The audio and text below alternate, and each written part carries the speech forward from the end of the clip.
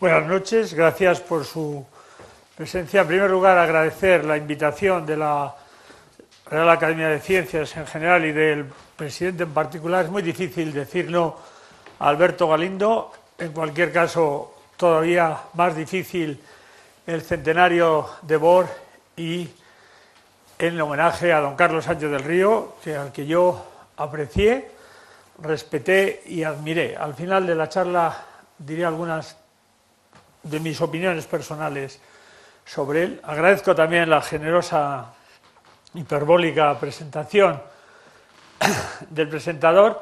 Realmente esta presentación a mi padre le hubiese gustado. Mi madre se lo hubiese creído, ¿no? Y yo agradezco porque siendo hiperbólica viene del corazón y esto siempre se agradece. Yo trabajé en Cambridge con John Pendry, Sir John Pendry y Phil Anderson, y admiro y conozco muy bien a Rolf Hoffmann, o sea que me encuentro como en casa con la compañía y el tema. El tema es dinámica de electrones en superficies y nanoestructuras. Es un tema especializado y obviamente tengo que elegir el tono de la presentación frente a una audiencia muy distinguida, obviamente, pero heterogénea. Entonces yo me concentraré en ideas y conceptos y no entraré en ningún caso en detalles técnicos, por otro lado, no difíciles de reproducir ni en especializaciones. Cuando agradecería que a los 26 minutos se me avisase, porque a mí me gusta terminar a tiempo y no quitar ni tiempo a ustedes ni al siguiente ponente, pero sí quisiera dedicar 4 minutos como mínimo a Niels Bohr y a el profesor Sánchez del Río. Voy a hablar de dinámica de electrones. Estos son tiempos pequeños. Los tiempos a los que me voy a referir son tiempos del femtosegundo y del nanosegundo, del atosegundo, perdón. Atosegundo es a un segundo como un segundo es a la edad del universo. Hay tantos segundos en la edad del universo como atosegundos hay en un segundo. Y estos tiempos gobiernan la dinámica de electrones en muchas situaciones. Por ejemplo, en átomos, la nanoestructura, tienen dibujados el tamaño versus el tiempo de algunos procesos que ocurren tanto en moléculas como en las estructuras, átomos y sólidos. En realidad la charla podía haberse llamado femtoquímica o atofísica, ¿no? Lo importante de estos tiempos tan pequeños como son es que por primera vez pueden ser medidos directamente. Y también pueden ser calculados. Empezamos pues, pueden ser medidos. La técnica de medir es si se refiere a electrones o a huecos por debajo del nivel de Fermi en un metal. En un metal los electrones ocupan, por ejemplo, la banda de conducción hasta una cierta energía que se llama la energía de Fermi y están vacíos entre el vacío y el nivel de Fermi. Si queremos acceder a huecos o la dinámica de huecos o cuando el electrón es excitado y sale, pues tenemos dos técnicas fundamentales, la fotoemisión resuelta en ángulo o el microscopio Thun. Fundamentalmente yo me referiré a estados desocupados, dinámica de electrones entre el nivel de Fermi y el vacío, y el microscopio Thun vale para los dos, y también la fotoemisión inversa. Fotoemisión directa es el efecto fotoeléctrico de Einstein. Llega un fotón, sale un electrón. Fotoemisión inversa es llega un electrón, sale un fotón. Por lo tanto, la fotoemisión directa mide estados ocupados. La fotoemisión inversa mide estados desocupados. O la fotoemisión de dos fotones. Un fotón saca un electrón de un nivel ocupado a un estado intermedio y el segundo fotón, en algunos casos resuelto en tiempo, retrasado en tiempo, mira a ver si ese electrón está ahí. Esa es la forma de medir la dinámica de los electrones en niveles desocupados. Esto puede llegar hoy en día con la tecnología actual al femtosegundo, con los láseres de femtosegundo. No puede llegar al atosegundo. Atosegundo, insisto, 10 elevado a menos 18 segundos. El atosegundo necesita otro tipo de medidas. Una es una forma indirecta, que es la siguiente.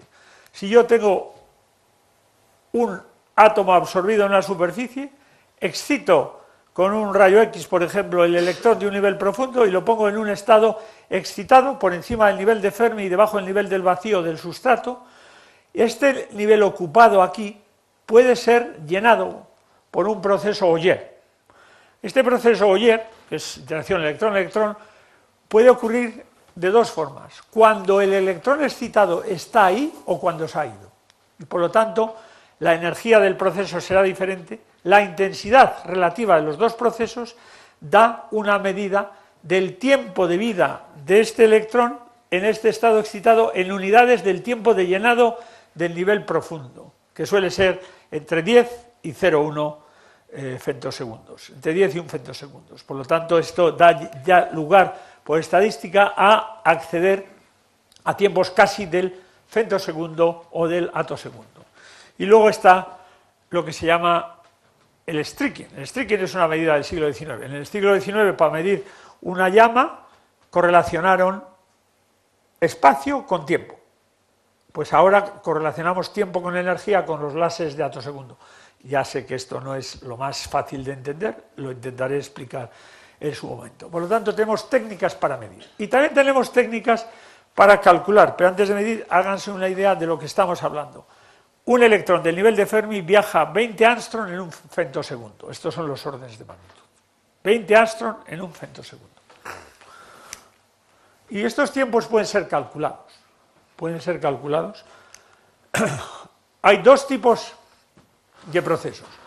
Tenemos un electrón en un nivel excitado por encima del nivel de Fermi. Este electrón puede ir al metal en un tiempo rápido, a un estado que tiene la misma energía, pero diferente configuración espacial y diferente función de onda. Por decir así, el tiempo que este electrón está aquí es un tiempo de vida elástico, en el sentido que al cambiar de identidad cuántica su estado, no cambia de energía. Vida media elástica. Y por tanto se transforma en resonancia, no es un estado ligado.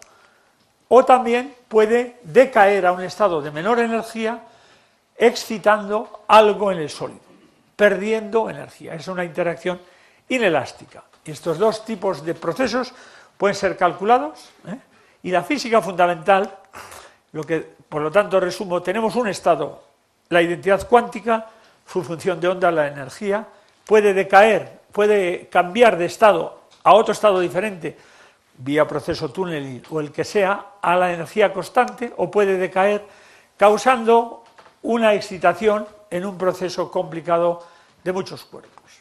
Vamos a concentrarnos en el segundo, el decaimiento inelástico.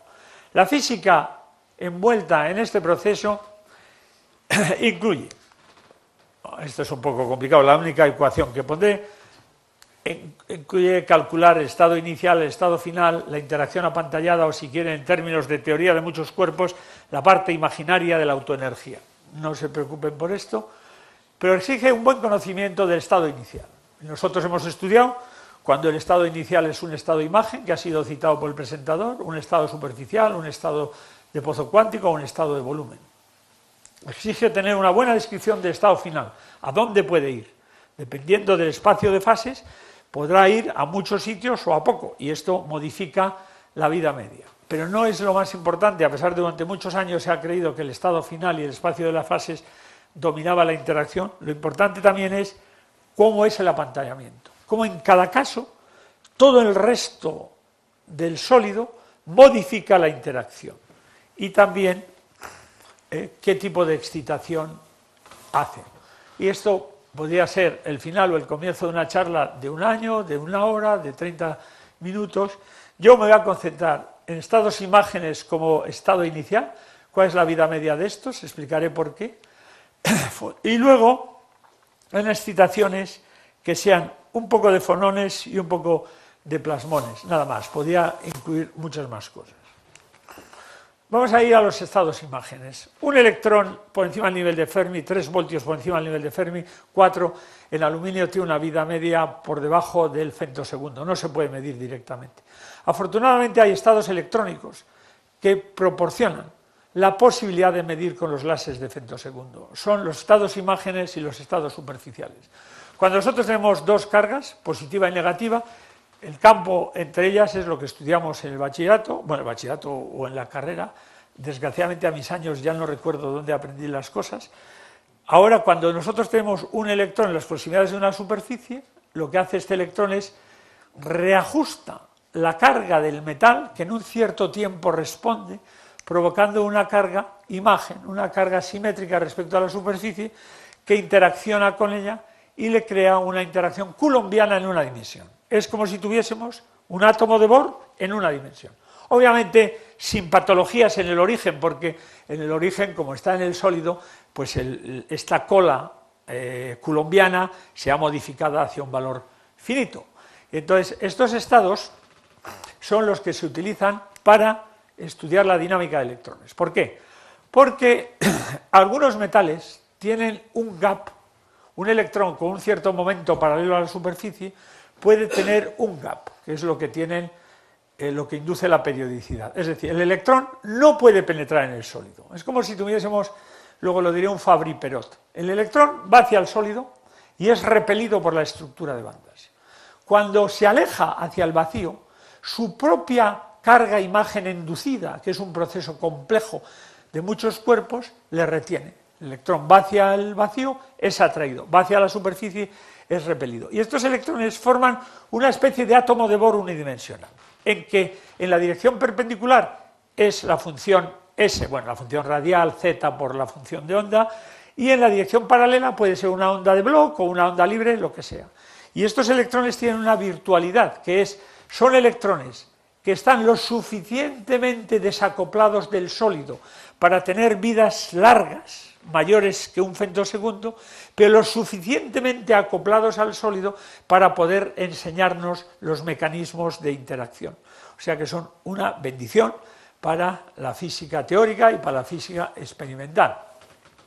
Estos electrones suelen estar a unos 4 voltios por encima del nivel de Fermi y tienen una amplia región de estados vacíos fuera del gap, cambiando su momento para decaer. Y estos estados son los que se utilizan para estudiar la vida media en tiempos de femtosegundos. También los estados superficiales, que son estados que no están aquí ligados al vacío, a la cola imagen, sino que son estados que existen ocupados, los imágenes son desocupados, son estados ocupados que solo pueden existir en la superficie, en el volumen están prohibidos por el teorema de Bloch, que obliga a que un electrón tenga que salir del gap, porque si no su amplitud iría creciendo al transmitirse por el sólido, y están muy cercanos al nivel de Fermi, con lo cual, teniendo mucha menos energía, penetrando mucho más, su vida media es equivalente porque tienen menos espacio de fase para decaer. Estos estados son los que ustedes han visto hasta en el New York Times, son los estados de los quantum current, por ejemplo. Y es importante para entender un quantum current, que es uno de los ejemplos más bonitos en la práctica de ver los electrones en realidad de interferencia cuántica, los pueden ver debido a su vida media. Son lo que la drosófila es a la genética y lo que durante años se han estudiado y hemos entendido la dinámica de estos estados. Fundamentalmente nos han ilustrado sobre los mecanismos de interacción y la interacción de muchos cuerpos. En el estudio de estos estados, haciendo bien el cálculo, con modelos simples, pero haciendo bien el cálculo, surgió una excitación nueva, algo que creíamos que era imposible en superficies. Un plasmón que le hemos llamado acústico. Es un error de nombre que yo he cometido, porque al llamarle acústico, todo el mundo lo relaciona con el sonido y con los fonones, etc. Y lo único que quería decir es que la dispersión es lineal con el momento, y ahora le debía haber llamado plasmón de Silkin, que es el primero que me contó el resultado del cálculo, y yo le dije, esto es imposible, porque viola un teorema, el teorema de Appel, Echenique, Ricci. Pues no, es posible, porque en ese caso no se aplica el teorema, lo voy a explicar. Y deberíamos llamarle el plasmón de Silkin en contraposición del plasmón de Ricci, que es omnipresente en la física de superficies. Es la emergencia de propiedades nuevas que la teníamos delante y no le veíamos, debido a la interacción. Propiedades que no están en los constituyentes, sino surgen de la interacción. Esto lo explicamos en electromagnetismo. ¿Por qué yo creía que era imposible esto? En el electromagnetismo clásico explicamos que las ondas, los modos superficiales de una esfera con una frecuencia de plasma omega p es L partido por 2L más 1, es el plasmón de Mie, el dipolar, que se explican los ingenieros y los físicos. Cuando uno en vez de esta esfera tiene un agujero aquí, la relación es esta. Si sumamos los cuadrados de las dos frecuencias, siempre te da el plasma. Lógico, porque después de todo, si unimos estas dos cosas, nos da el volumen. La cuestión ¿es esto cierto independientemente del volumen y de la forma? Es decir, si sabemos la frecuencia de esto, ¿sabemos la de esto? La respuesta es sí. Es independiente de la forma. En el límite clásico, en el límite de Q yendo a cero, de la longitud de onda yendo a infinito. Si esto es así, como una superficie, la complementaria en el caso del plano es la misma, el plasmón de superficie tiene que ir, excepto el acoplamiento con el campo electromagnético en regiones muy pequeñas de Q, al plasmón superficial de Ricci. Por lo tanto, no tiene sentido de que cuando Q va a cero, vaya a cero, que es lo que encontrábamos nosotros. Pues bien, lo que encontramos es correcto. Durante más de 5 años fue rechazado por la comunidad internacional, esta fue nuestra predicción, un modelo sencillo.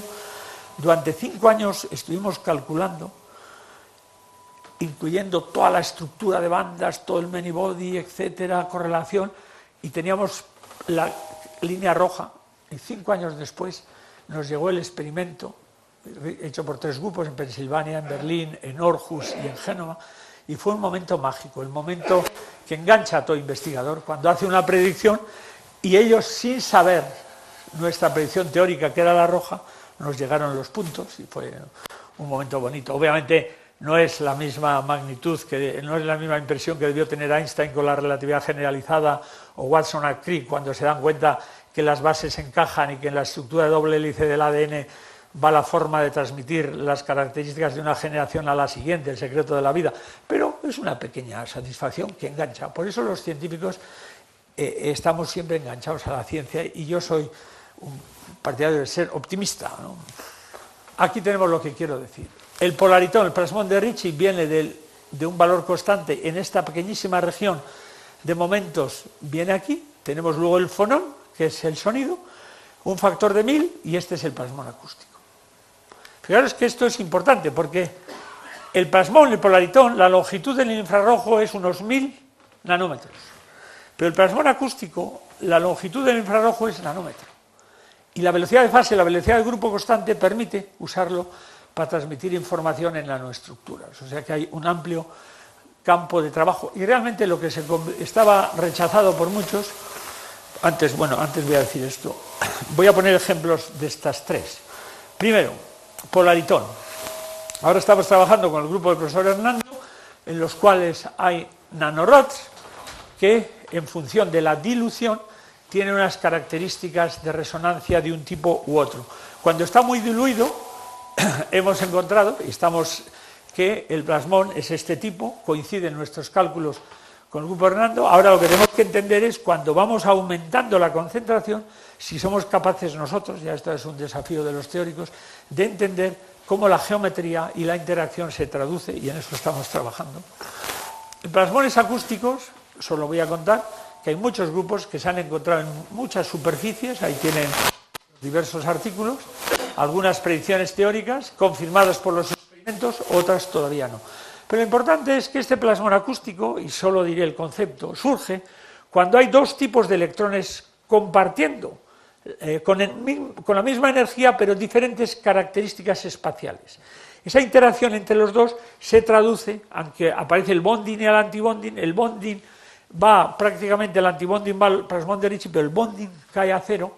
No pretendo que se me entienda, simplemente contárselo, pero eso tendría que existir en cualquier tipo de material en que haya electrones de diferente masa o diferente característica, diferente masa efectiva debido a la red, y efectivamente, después de esta predicción se han encontrado en muchos sitios en el propio interior, en el propio volumen de los sólidos.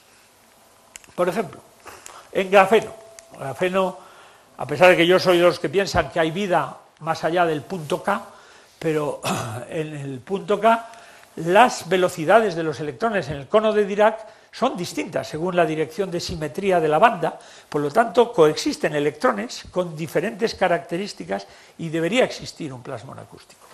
Esto lleva a nuestra predicción, que no ha sido confirmada experimentalmente. Nuestra predicción es que el plasmón acústico debería existir en grafeno. Esto lo hemos enviado al Physical Review Letters, ha sido rechazado, pero con los años uno se acostumbra a que no le duelan estas cosas. Pasa lo mismo con el plasmón acústico, ya veremos. En aislantes topológicos, lo único que quiero decir es que allí, debido a que la forma de decaimiento es muy limitada, la vida media es muy grande, picosegundos, no como en metales.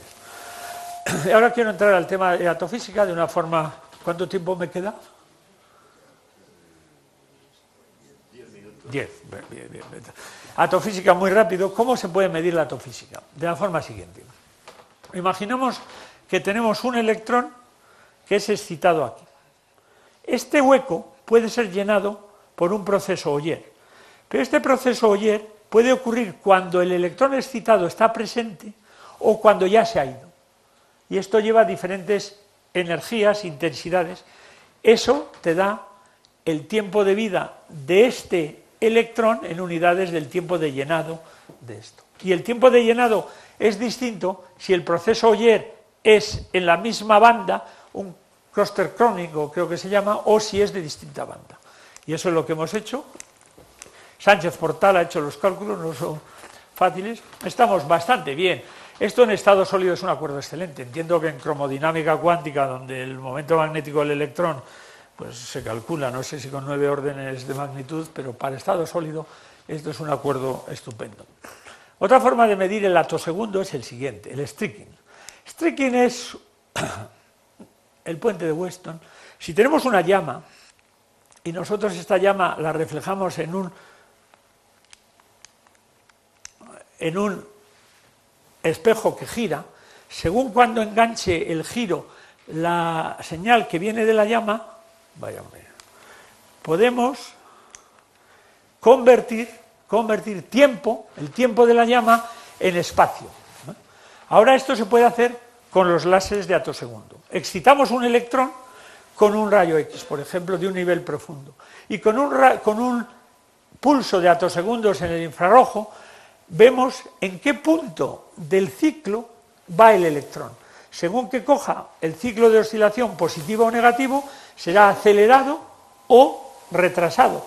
Es decir, transmitimos o transformamos tiempo en energía, y así se mide estos procesos. Y ahora el primer experimento que hubo es en el tungsteno, se excitan dos electrones. Cuando el electrón llega a la superficie se encuentra con el otro láser.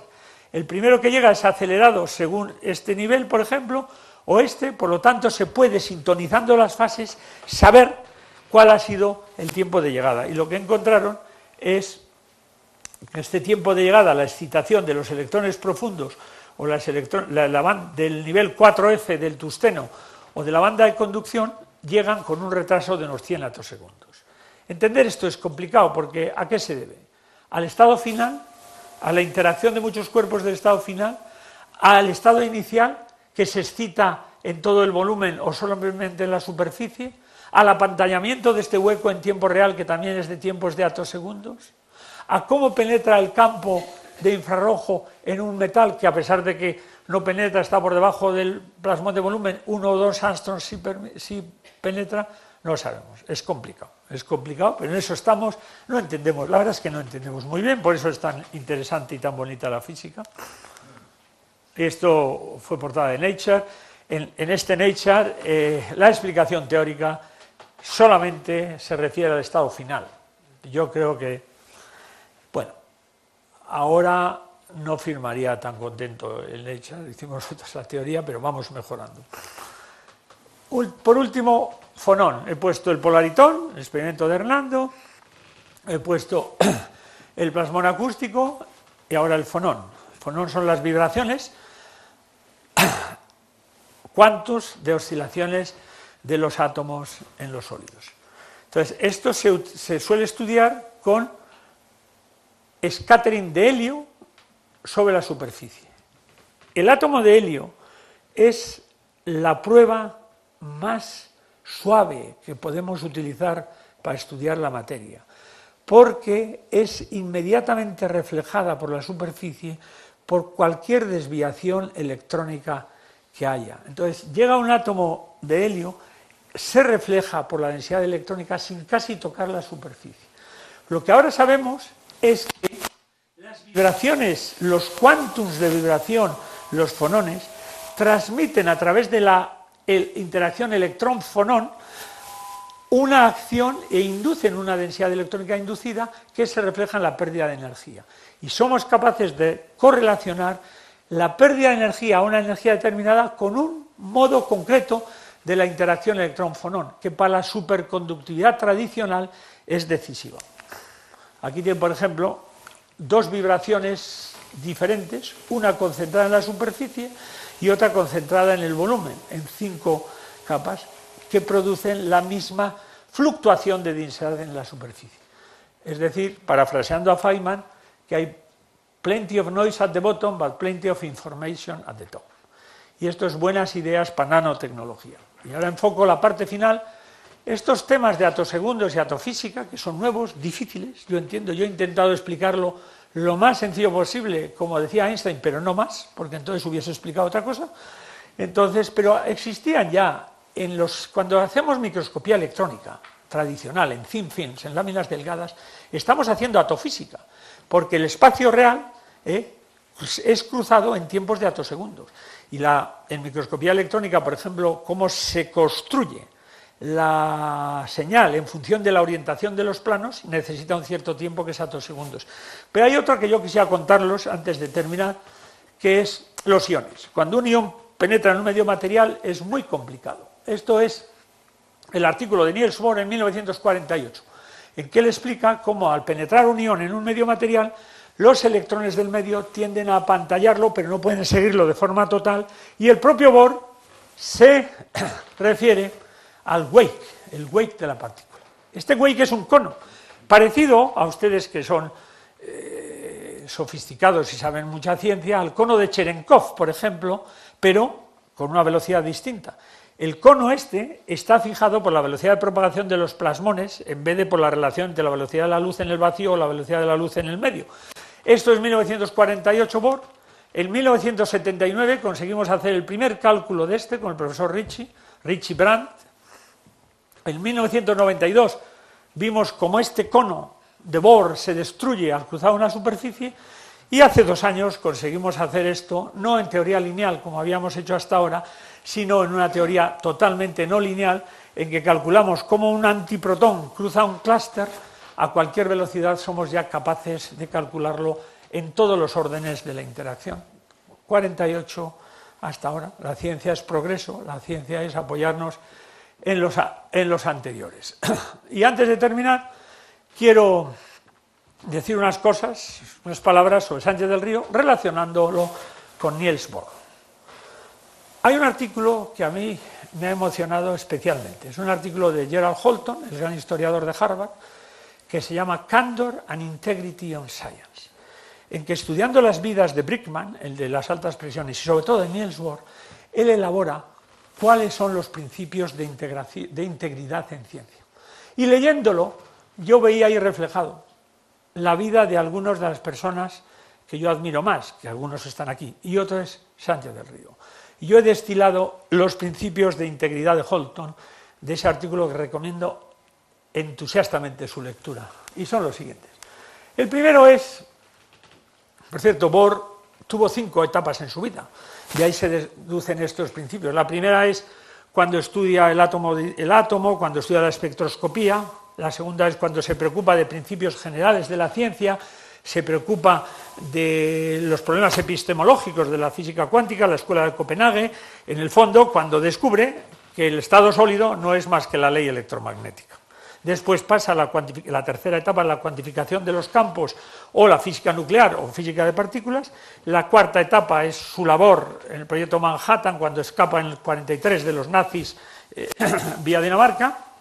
Y la quinta es como un estadista cuando quiere trasladar sus principios de complementariedad y de otro tipo, tanto a la vida social como a la biología, como, bueno, él es su discípulo Max Delbrück, es uno de los, si leen el 8º libro de la creación, el 8º día de la creación, verán cómo, espero no ofender a nadie, como la revolución realmente en biología la hemos hecho los físicos. Bueno, pero espero esto es una broma sin ánimo de controversias.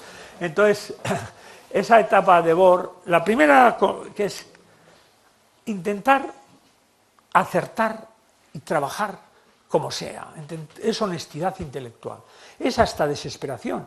El propio Heisenberg habla del momento de desesperación, Bohr, cuando Bohr se le acusa de ser oscuro, pero tiene razón él, porque ¿por qué va a ser más claro que cómo piensa? ¿Por qué va a escribir más claro que lo que piensa?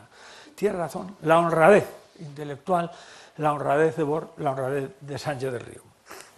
Al segundo hay que hacer un especial, no hay que ser especialista, sí, no podemos contribuir. Yo a Alberto le suelo hacer la broma de referirme a Cajal como navarro, pero creo que en este ambiente tan distinguido no me atrevo. Entonces, un aragonés egregio como Cajal, pues ya decía que veneramos al que pone un librito en la biblioteca, no al que lleva la biblioteca en la cabeza. Entonces, todo está en contradicción con aportar cosas nuevas con el hecho de que hay que ser un científico. Pero las preocupaciones sobre el tema en general, nosotros no podemos ser especialistas en el pico del atosegundo, tenemos que preocuparnos por la física cuántica, por lo que sea, como mínimo, y eso yo creo que Sánchez del Río es un ejemplo también excepcional de esto. La ciencia, además, en tercer principio de integridad, debe ser una visión general de nuestra concepción del mundo, de la cultura. Yo, si tuviese que corregir en un atosegundo a los maravillosos segundos que me ha dedicado el presentador, diría que hay que ver el borde entre las artes y las humanidades. No, entre las artes y las letras, porque la ciencia es parte esencial del humanismo moderno, que en los últimos años ha cambiado la concepción del mundo, ha contestado a las preguntas de los griegos y ha cambiado la percepción nuestra del mundo y de nosotros mismos. Frontera entre ciencias y letras, las dos partes esenciales de las humanidades. Y esto yo creo que Sánchez del Río lo hubiese firmado y lo demostró con la claridad de sus escritos. Por tanto, el laboratorio es nuestro centro de trabajo, no algo para escaparnos del mundo. Y el cuarto es la especial obligación que tenemos de ser ciudadanos y participar en los debates, y esto es la academia, debe participar en los debates esenciales de la sociedad. Bohr lo hizo, y Sánchez del Río hizo. Bohr lo hizo con su programa de paz y con sus ideas de una forma ejemplar, y Sánchez del Río también. Y es verdad, porque debemos ser conscientes del privilegio que tenemos de ser científicos. Y cuando expliquemos mecánica, acordémonos de Galileo ciego, dictando sus notas en prisión preventiva, o de Kepler, que muere como un perro, intentando encontrar financiación para publicar sus escritos en los caminos de su país. Es decir, no solo nos apoyamos en las espaldas de los gigantes anteriores, sino en las tumbas de muchos. Y por eso yo, hablar aquí en honor de Sánchez del Río me produce especial satisfacción, porque yo creo que esta academia hoy es más grande gracias a personas como Sánchez del Río. Y la ciencia española es más grande gracias a personas como Sánchez del Río. Por eso no hay, se me ocurre mejor frase para Sánchez del Río que esta frase que leí en el diario de André Gide. Todas las olas del mar deben la belleza de su perfil a la retirada de las que les precedieron. Y este es Sánchez del Río. Así pues, muchas gracias, mantenido el tiempo, ¿no? Muchas gracias por su atención.